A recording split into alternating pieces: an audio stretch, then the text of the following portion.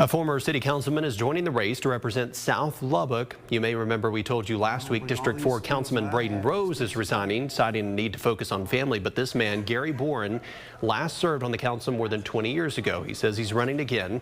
He was elected in 2002 to serve as the District 3 representative, but Boren resigned in 2007.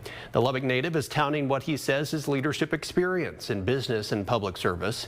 Boren previously served on the boards of Covenant Children's, Lubbock Christian University, Trinity Christian Schools, and was the president of Lubbock ISD Board of Trustees for 2 years. Most recently, he unsuccessfully ran for Lubbock County Judge in 2018 and 2022. Boren believes he aligns with Lubbock values, saying he, quote, always stood with the taxpayers, families, and small businesses who built this community, and he always will. The Lubbock City Council will set a special election date at its next regular meeting. That's March 24th. Rose's term was set to end in 2028.